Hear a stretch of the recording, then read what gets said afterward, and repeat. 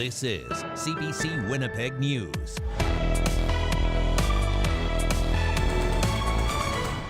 It's close friends, it's neighbors, and it's terrible. A community is grieving after 2 people die in a wildfire as the province continues to be gripped by out-of-control fires. Good evening and thank you for being with us. An emergency turned into tragedy. That is how Manitoba's Premier is describing the province's wildfire fight following the deaths of 2 people. A man and woman were found dead after being trapped in a fire near Lac du Bonnet. That is where we find the CBC's Josh Crabb tonight. So, Josh, not only is the community mourning this loss, but they are also still dealing with an out-of-control fire. That's right, Riley. The fire is burning near this community northeast of Winnipeg. You can smell the smoke here in town. Hundreds of people have been displaced. This fire is one of 21 active fires and one of 5 in the province listed as out of control. Now, people have been registering at this evacuation center in the community hall behind me. And as you mentioned, people here are also grieving the deaths of a well-known couple. The wildfire fight is still in full gear near Lac du Bonnet. A fire raging just northeast of the community destroyed at least 28 structures as of Thursday, and the flames are still threatening other cottages and homes. We've just been going by grace of God that we still have a house. The neighbors haven't been so fortunate. Shane McCoy and his wife Lydia are among 1,000 people who have been forced from homes and cottages in the rural municipality of Lac du Bonnet. He lives just off Wendigo Road, near where the RCMP says a couple trapped by the fast-moving fire died. The news of this loss of life changes what was an emergency into a tragedy. The couple was identified by the Progressive Conservatives Thursday in the Manitoba legislature as Sue and Rich Noel. They were someone's family, someone's friend. Their loved ones we hold in our hearts during this unimaginable time. This is a devastating reminder how quickly these fires can escalate and how dangerous they truly are.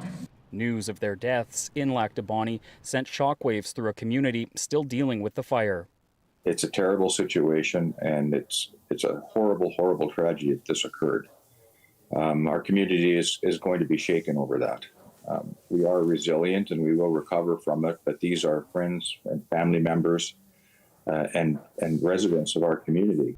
The Lac du Bonnet fire is estimated to be 4,000 hectares. Crews are making progress on it. Their focus has been on protecting people's homes and properties. It's all those collective efforts. Otherwise, you know what, there's hundreds of homes in that Granite Hill, the pristine golf course, all of that would have been lost.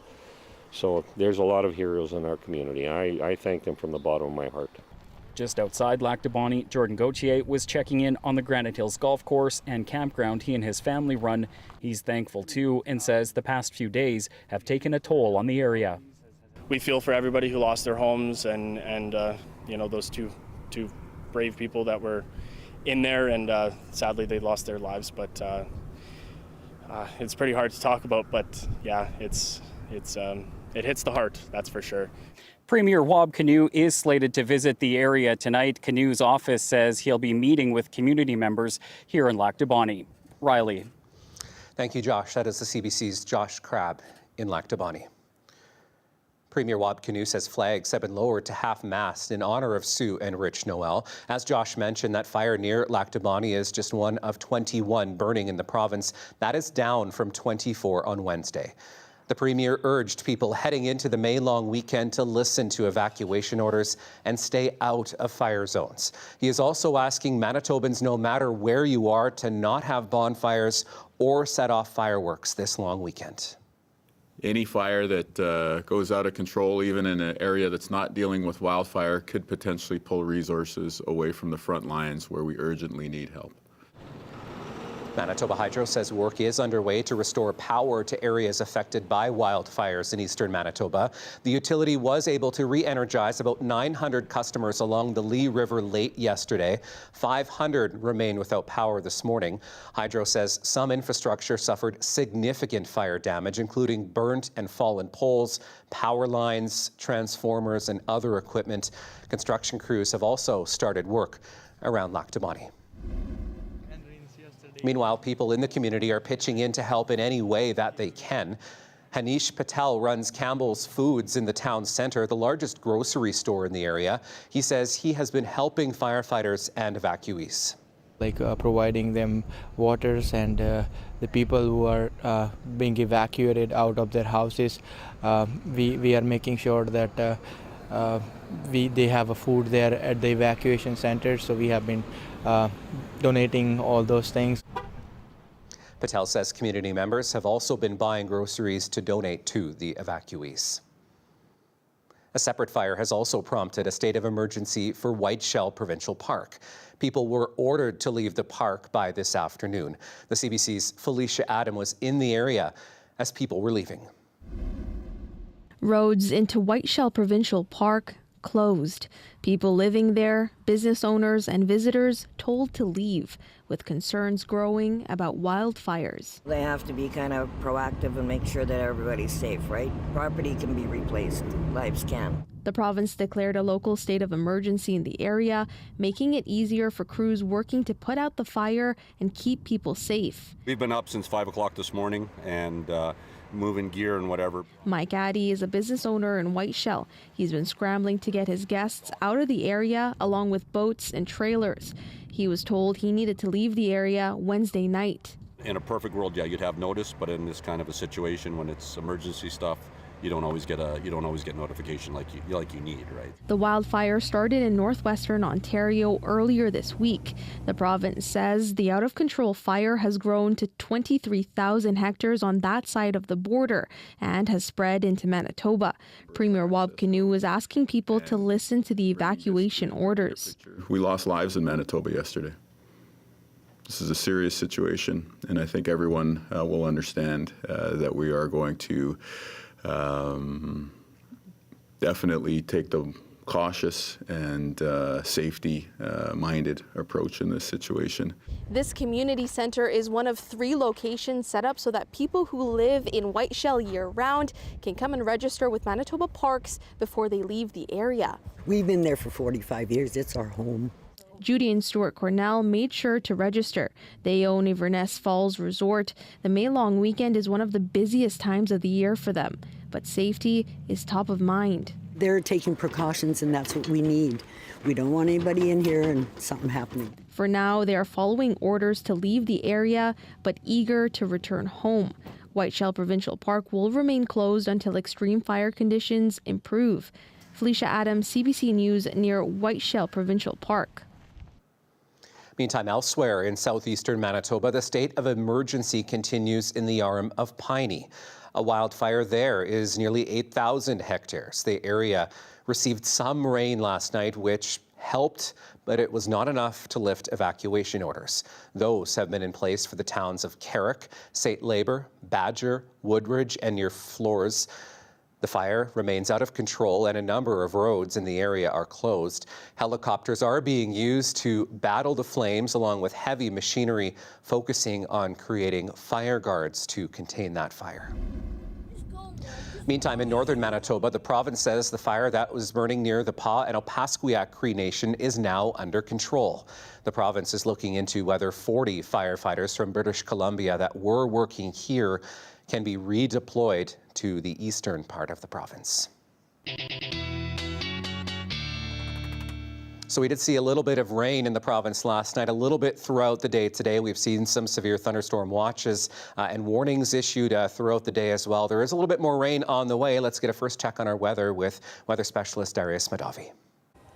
Thanks, Riley. And I want to start by talking a little bit more about those fires. This is a photo from a couple days ago taken from a satellite, and you can see all that smoke just pouring out of those fires, and also gives you an idea of not just of how intensely those fires are burning, but also the wind gusts that have been really pulling that smoke away and fanning those flames for the last couple days. And if we do take a look here on those wind gusts, we can see that we do have another, especially as we get into tomorrow, some more very strong wind gusts in southern Manitoba, especially down here in the southeast. But as we get into Saturday, we'll start to see a little bit of a reduction in those winds as they move off towards the east. So still another day or two of those strong winds, but there is going to be some improvement on the horizon as things start to calm down a little bit as we get into the days ahead. So not immediately good news, but something on the way. What is a little bit more immediate is those temperatures, because this is another thing, that big heat wave that we've been experiencing in southern Manitoba, especially in the southeast, that's been really, increasing that fire danger. That is going to be coming down over the next couple of days and actually dropping very quickly as this front moves across the province. And you can see those temperatures, even just by tomorrow, dropping as much as 10, 15 degrees in many areas. And that will remain low for at least another day or two before they slowly start to recover, but not to that extreme heat that we've been seeing. All right, thanks, Darius. Still ahead for us tonight, a Manitoba woman is speaking out after being targeted by artificial intelligence that mimicked a loved one's voice. We'll have that story and much more local news when we come back.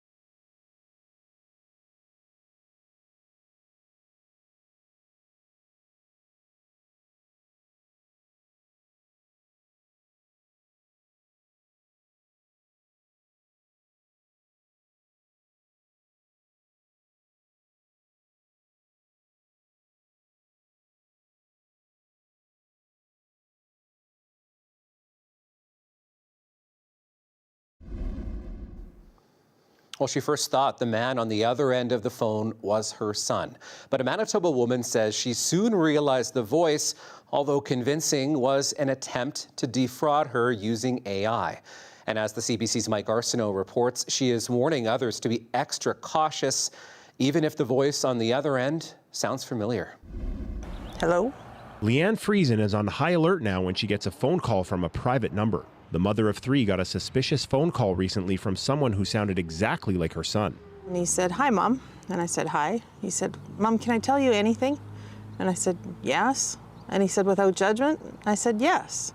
And I'm getting a little bit confused at that point, like, why are you asking me this? Friesen says the call gave her an uneasy feeling. She hung up and called her son on his cell phone. And he said, "Mom, I didn't call you." So, but it was definitely my son's voice that was on the other end of the line. Friesen was the target of an AI phone scam where a loved one's voice is imitated to get personal information. And she's not the only one. The MLA for Burroughs, Diljit Brar's voice was used recently in an attempt to scam one of his constituents. He has talked to me many times, right? In the community, I meet those seniors often. And he said, exact same voice. The voice on the phone asked for $5,000, but the constituent caught on before transferring any money. So it's a switch on the old grandparent scam or the parent scam. Keith Elliott is a certified fraud examiner and private investigator. He says using AI to impersonate someone is the latest in phone scams. To use voices that are familiar to the parties. It's a little more elaborate. It's what we would refer to as spear phishing because it's very targeted at a specific person. Elliott says there are ways to verify if the person you're talking to is real or not. He suggests calling the person back or baiting them. Say, "Oh, have you talked to your sister lately?" And the individual will be like, "No, I haven't had a chance to talk to her. I don't even have a sister." So you know it's a fraud, fake. Friesen has a warning for anyone who finds themselves in a similar situation. You always be cautious of who's on the other end of the phone. The Canadian Anti-Fraud Centre estimates only 5 to 10% of fraud is actually reported.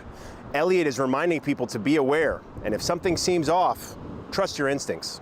Mike Arsenault, CBC News, Winnipeg. A McGregor farmer says he'll be waiting months for his stolen truck to get repaired and back on the road. He's had to call shops across southern Manitoba trying to find someone who could help. The CBC's Chelsea Kemp has the story. When cattle farmer Clint Sigurdsson's truck was stolen in April, he hoped it would be back to work within days of being recovered. Instead, he may be waiting until the fall to use it on the farm. His first hurdle was finding a shop that could help with his MPI claim. I'd phoned everybody from Winnipeg to Virden, Manitoba, and they all gave me the same story that they don't do theft claims.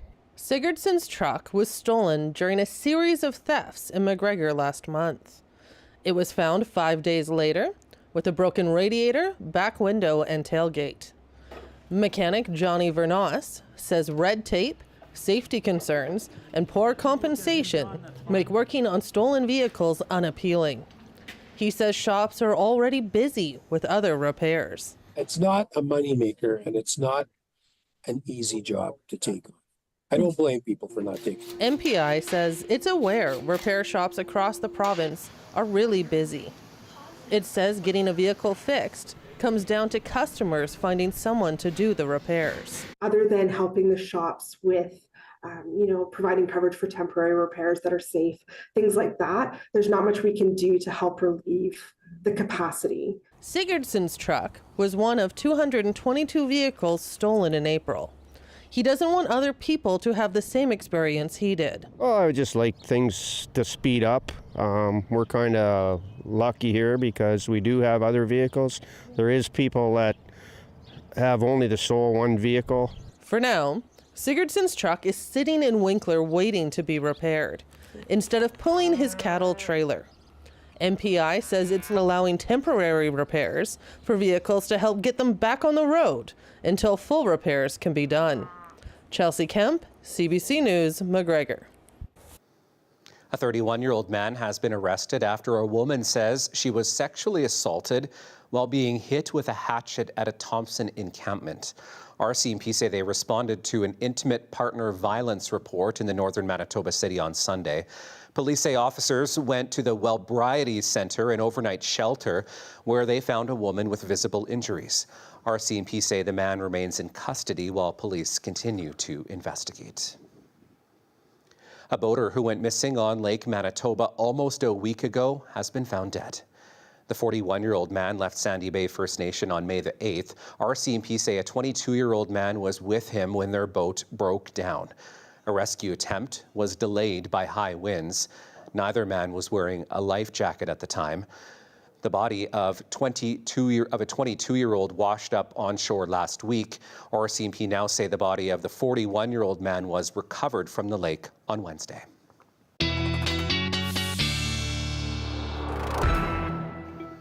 All right, well, as you saw earlier, we're looking at another windy day across southern Manitoba tomorrow. Not good for news on the firefight, but we do have some rain in the forecast. Let's get back to weather specialist Darius Madavi.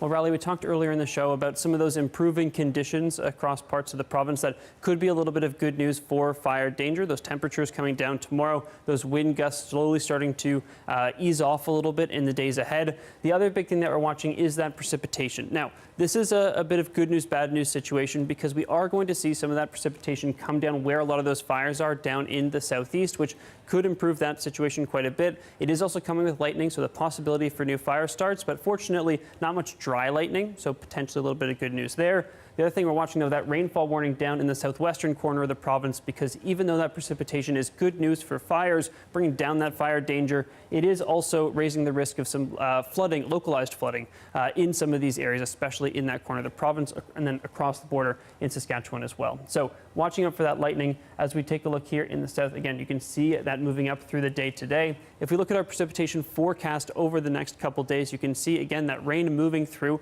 those areas. And as we see those temperatures drop, especially overnight tonight or tomorrow night, we're going to see that transition into a bit of a mix and then also some snow for more northern areas. But precipitation not too long lasting, but heavy while it's here. And again, the potential for a bit of improvement in terms of that fire situation. And the end of the weekend is looking a little bit warmer and a little bit sunnier, which I'm sure many people will enjoy for Victoria Day with that fire danger having come down. A little bit of sunshine and slightly warmer weather might be much enjoyed by people. In terms of the totals that we're going to see, again, nothing crazy, but while that rain is here, it will be coming down quite hard in many areas, especially down in that southwestern corner of the province. Some of the totals there you can see up to 50 millimeters in some areas. And as that rain comes down, again, expect those wind gusts to be blowing quite hard at times. At times in southeastern Manitoba, we could see wind gusts up to 60 to 80 kilometers per hour. Consistently only 40 to 50, but those gusts will be quite high as well. So again, bit of a mixed bag in terms of the weather situation over the next couple days as we see these storms blow through. Now, let's take a look here at our visibility over the next couple days. We do have quite a bit of smoke blowing through. You can see the impact of those wind gusts blowing down towards the south in terms of that wind. In terms of visibility, we also have, let's get this here because that graphic's being a little bit funky. And we'll talk more. These are the next 3 days in Winnipeg. We'll talk more about the 7-day later in the show. All right, thank you so much, Darius. When we come back, we will return to our coverage of the wildfires in eastern Manitoba. We will hear from a family who lives near Lac du Bonnet who had little time to pack up what they could and leave. We'll bring you that conversation when we come back. Stay with us.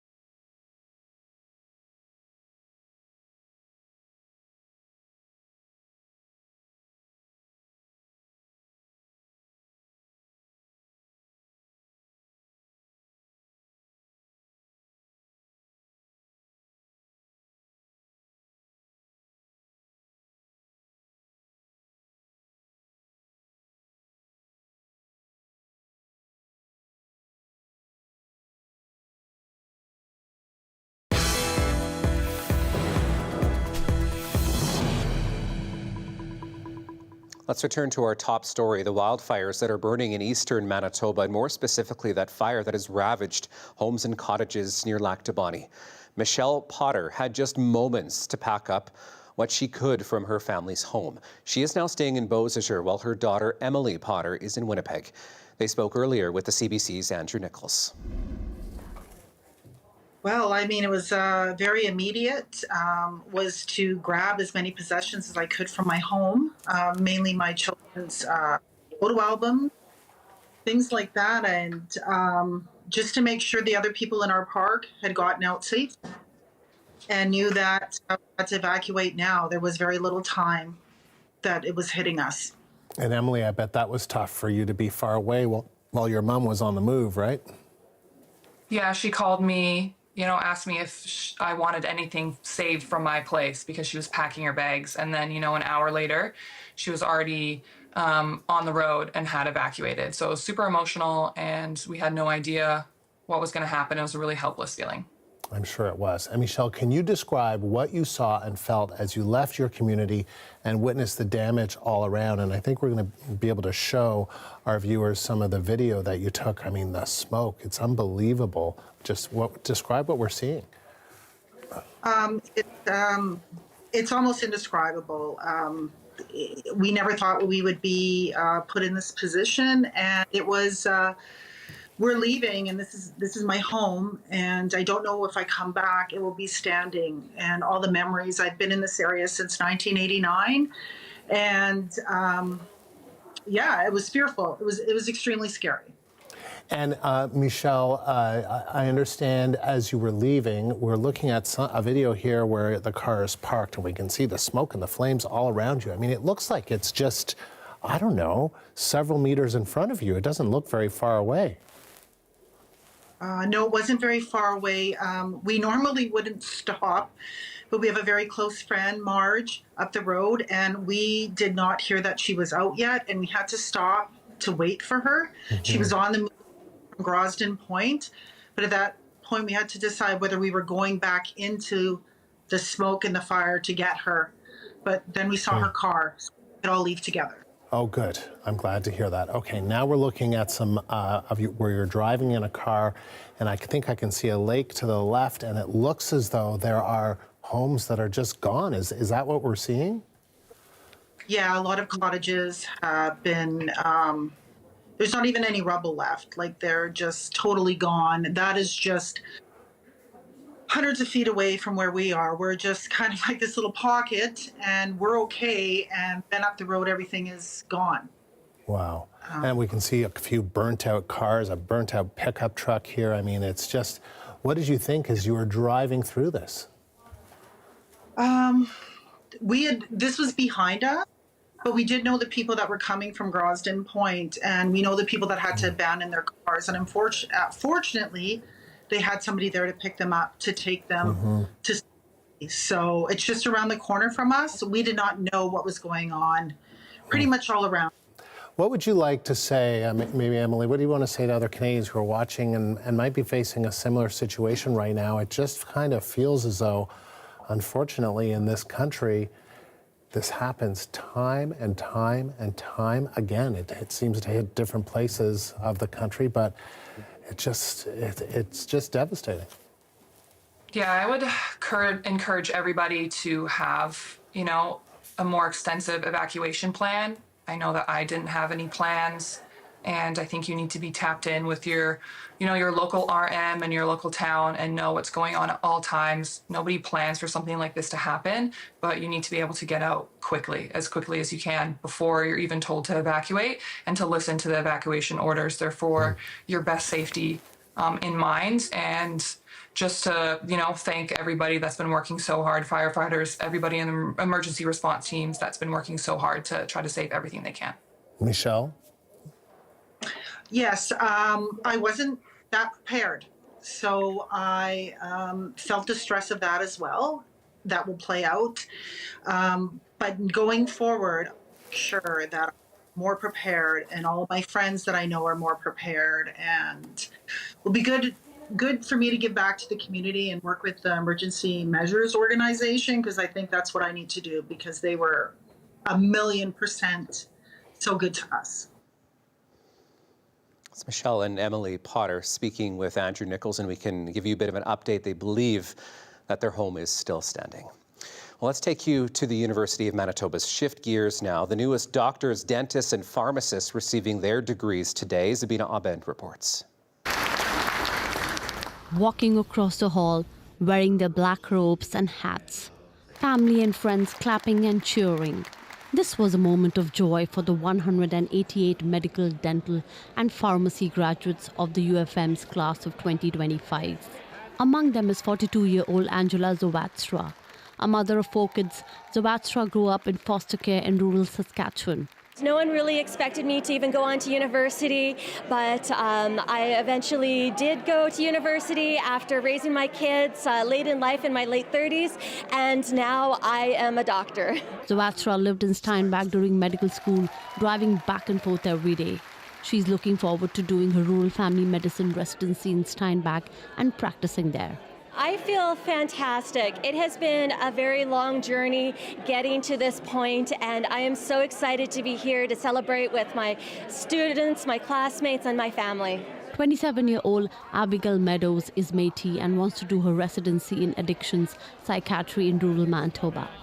She's passionate about advocating for Indigenous health. Going to medical school, learning the skills to be able to do that and to be able to address the health disparities that many people in our province face was really important to me, and so that's what led me to pursue medicine. If they stay in Manitoba, these medical professionals should find plenty of opportunities. Doctors Manitoba last year said the province would need 346 more doctors to match the per capita average in the rest of Canada. Zabina Ahmed, CBC News, Winnipeg. A new survey shows Canada is falling behind when it comes to the well-being of children, ranking far below comparable countries. Alison Northcott on the troubling numbers and possible solutions. 17-year-old Emma Ann McDougall says today's teens have had to navigate a lot of distress, like pandemic shutdowns and the hazards of social media. I would see a bunch of content online, like beauty standards mainly, and it really affected my mental health. Struggles like that are reflected in a new UNICEF report looking at indicators of child well-being in several wealthy countries. It found Canada's performance falls behind most of its peer countries in most aspects of children's lives. 1 in 4 of our children and young people are not learning the social skills that they need, or that 1 in 5 is saying that they are frequently bullied at school. These are rates that are alarming. The report ranks Canada 13th out of 36 countries for overall life satisfaction. For adolescent suicide, it's all the way down at 33rd place out of 42 countries. Over the last 4 years, we have seen the number of young people under the age of 13 who are contacting us about suicide double. But we're also seeing increases in young people talking about body image and eating challenges and grief and abuse. The report recommends expanding school lunch programs, doubling the child disability benefit, and implementing the Spirit Bear Plan, which aims to end inequalities in public services for First Nations children, youth, and families. Generations of racism, discrimination, and colonization has greatly impacted their current situation, and that those policies are having a very real impact on them today. For McDougall, initiatives like this youth leadership event have helped. It's important to see youth as important as everyone else because it's the truth. She says policymakers must listen to young people about what they say could help improve their lives. Alison Northcott, CBC News, Montreal. Well, to London, Ontario now, where a teammate of the accused testified again at the sexual assault trial of 5 former World Junior hockey players. Michael McLeod, Carter Hart, Alex Formenton, Dylan Dubé, Cal Foote have all pleaded not guilty. The complainant in this case is only referred to as EM. Ali Chiasson has the latest. Feeds it back at the point. Timmins in, looking for Sting to score! Steve Bergen gives Canada the lead! From shooting the gold medal winning goal in the 2018 World Junior Championship to testifying as the Crown's witness in the trial of 5 of his former teammates accused of sexual assault, all of whom have pleaded not guilty. In his testimony, Tyler Steenbergen was asked to read through text messages from a team group chat. The conversation involved the players who were allegedly inside Michael McLeod's hotel room with EM on June 19, 2018. Hockey Canada had notified the players that they were looking into the incident. In an excerpt of the conversation between the players, Dylan Dubé, the captain of the hockey team, says, quote, "There are no criminal charges. It's Hockey Canada Code of Conduct, and they are investigating on what happened that night, so it won't happen again." Player Jake Bean, who was not charged, asks, "Could we get in trouble for it or no?" And Dubé responds, "Don't think so." His co-accused Michael McLeod says, quote, "We all need to say the same thing if we get interviewed. Can't have different stories or make anything up." We spoke to a defense attorney not affiliated with this case, George Gray. He says that evidence like this is both common and uncommon. So in terms of text messages, instant messages, that kind of thing, almost every sex assault trial now includes that kind of evidence. But if we're talking specifically about sort of a chat between people after the fact about what happened and an ongoing or a new investigation, that's not quite so common.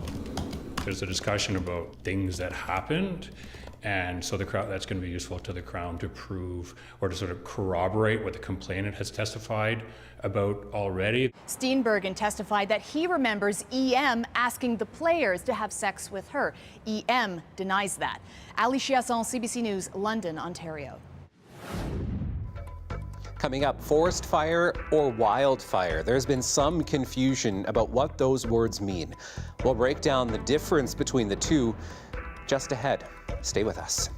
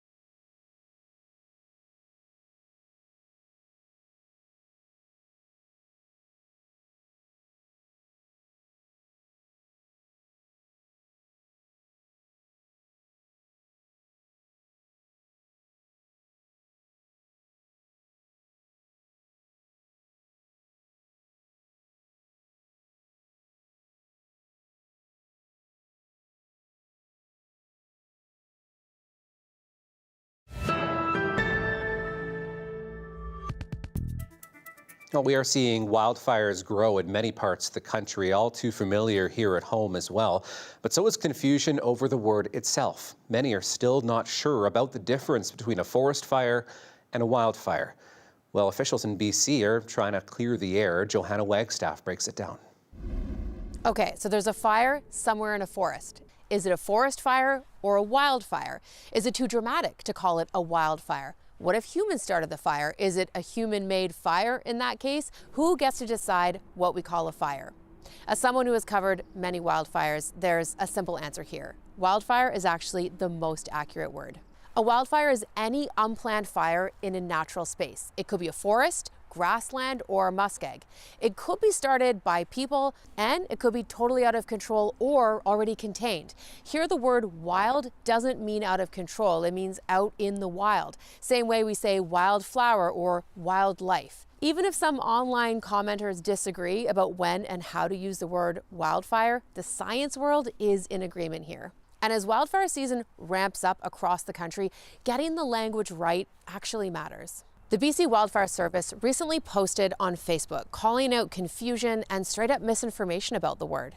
The response was massive. Yeah, we had a lot of positive response of people who were saying things like, thank you, I'd actually always wondered exactly what this meant. And people who were also grateful or expressing gratitude that they could then use that information to counter misinformation that they were finding in their own lives. So this kind of pushback isn't totally new. Wildfire officials say it's been growing louder over the last few years. Anecdotally, we have seen in recent years more misinformation. Typically, we tend to see this kind of engagement when there's other contentious topics that are happening. People are stressed, people are anxious. For example, a lot of the engagement that we've received recently speaks to the federal election. Often we'll see upticks around the American federal election, the provincial elections, the COVID-19 pandemic, any of those kind of big society-wide discussions or things that make people feel anxious or uncertain. And that's one of the big reasons why we've wanted to focus so much on public education. Bottom line, the fires are just getting started, and so is the effort to clear up the confusion.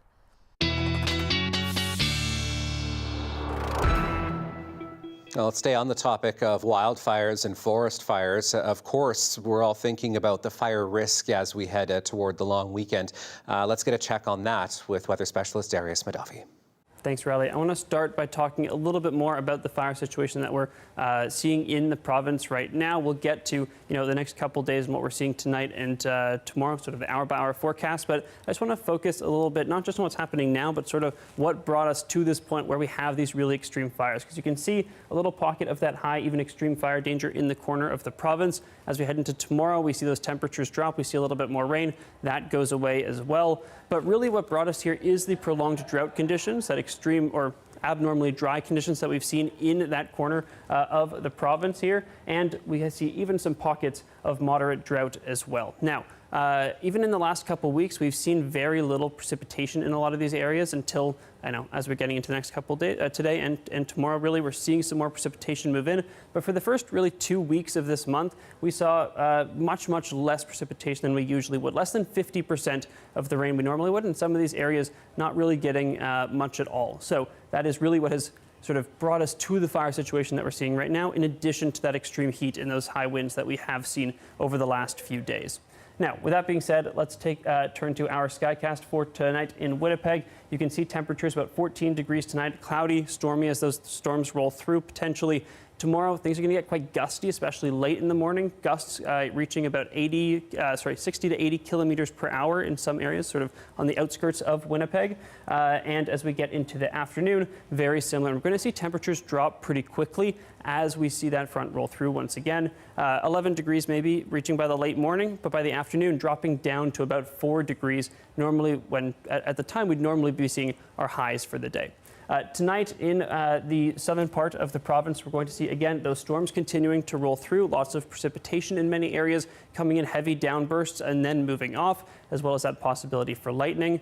Up in the more northern parts of the province, it's a pretty similar situation, although a little bit less in terms of that precipitation and more of it coming down as snow as we see those temperatures come down. As we head into tomorrow in the north, temperatures close to a little bit below seasonal and down in the south, we're going to see those temperatures significantly below normal, especially once we get into the afternoon when we'd normally be seeing those highs. See you later in the show. All right, thanks, Darius. Premier Wildcanoe is in Brandon today, speaking to the future of the province and how to build Manitoba into an economic powerhouse. He says part of that plan is getting Assiniboine College's Prairie Innovation Centre for Sustainable Agriculture built. The province is giving that project $60 million in capital funding and a $60 million loan.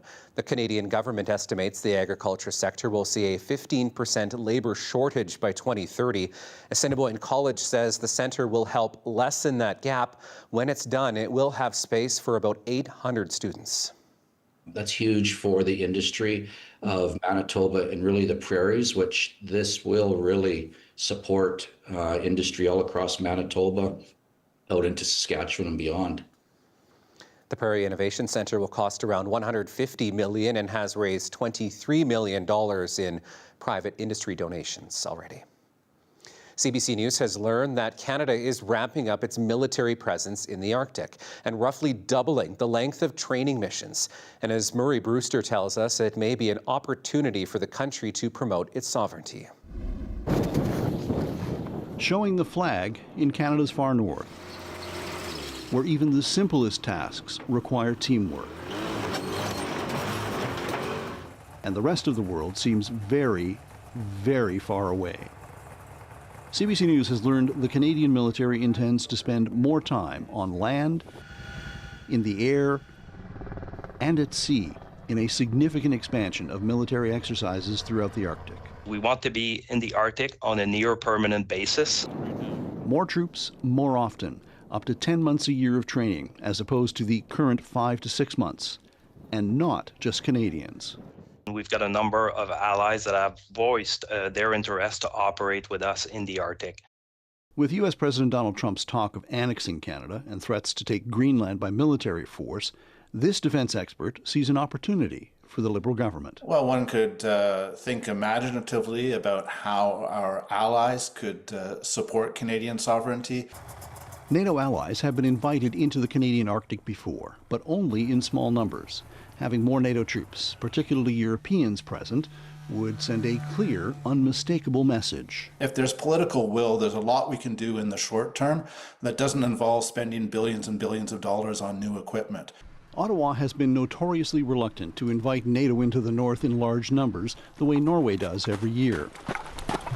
Canada has been feeling isolated, though, and could use friends now more than ever, says this NATO expert. The one thing that the Canadians have to do is spend more on defence, and very, very quickly, through hosting exercises and other such activities. There is also a school of thought that says U.S. forces should continue to be invited into the Arctic. By accepting the invitation, experts say Washington is tacitly acknowledging Canadian sovereignty, despite what Donald Trump says. Murray Brewster, CBC News, Ottawa.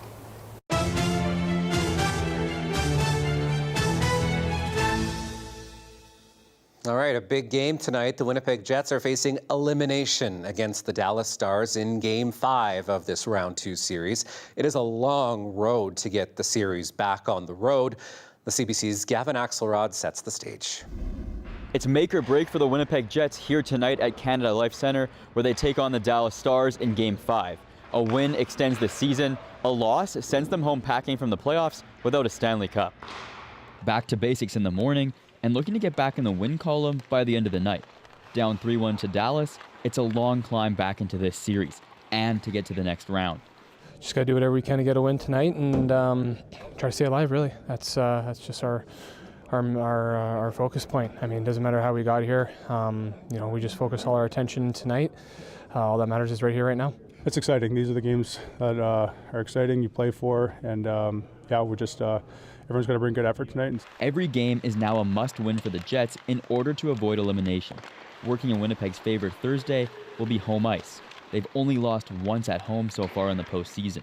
It's a second wave. It's a push. It's that noise that just keeps you fired up. It keeps you in the moment, and it's no different. It was loud in Dallas those games, so we know what it's going to be here. We just gotta get them in behind us. The last time the Jets played at home back in Game 2, they beat Dallas 4-0. Goalie Connor Hellebuck made 21 saves for the shutout, an important win because it tied the series at 1-1. Stars head coach Pete DeBoer says his team has learned from that game and will apply those lessons Thursday. They played their best game of the series maybe, and we didn't match that. So on us tonight, that's our lesson in this. Meanwhile, Jets head coach Scott Arniel also says his team has to take things one game at a time. Now it's time to move forward, be the best version of ourselves tonight. That's all we ask. And we'll worry about what happens after tonight, make sure we get the job done. If the Jets can win tonight, Game 6 will head back to Dallas, where the Winnipeg Jets will look to win their first game on the road in the playoffs this year. Gavin Axelrod, CBC News, Winnipeg.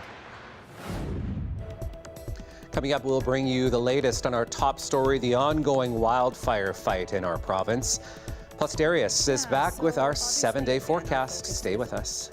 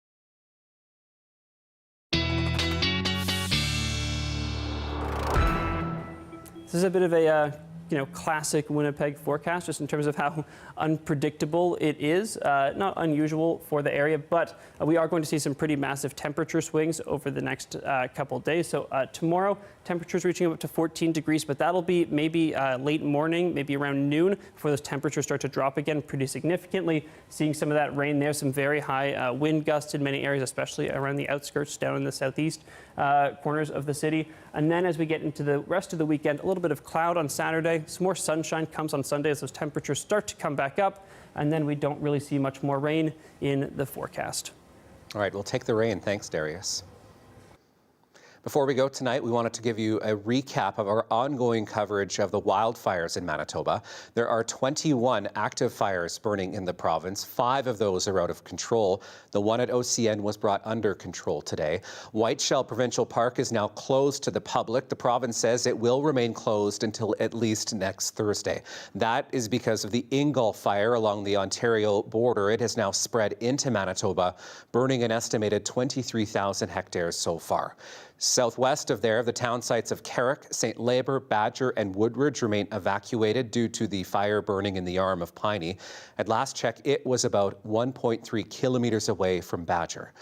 Near Lac du Bonnet, officials say at least 28 dwellings have been destroyed by that wildfire. Up to 1,000 people remain out of their homes there. And nearby, the Bird River fire in Nopaming Provincial Park has shrunk slightly to around 93,000 hectares. It was up over 100,000 yesterday. A number of parks and campgrounds there remain closed. There are also burn bans in place and restrictions, so you'll want to check with local municipalities and the province's website to find out more, especially before you do any burning. Probably a good idea to hold off on some of that. Manitobans who need help connecting with wildlife resources can also call 211. And that is our program for this Thursday. Thank you so much for being with us. You can keep up to date with the very latest on the evacuations and the wildfires on our website at cbc.ca/Manitoba or on the CBC News app. Thank you so much for watching, and we'll see you on Friday.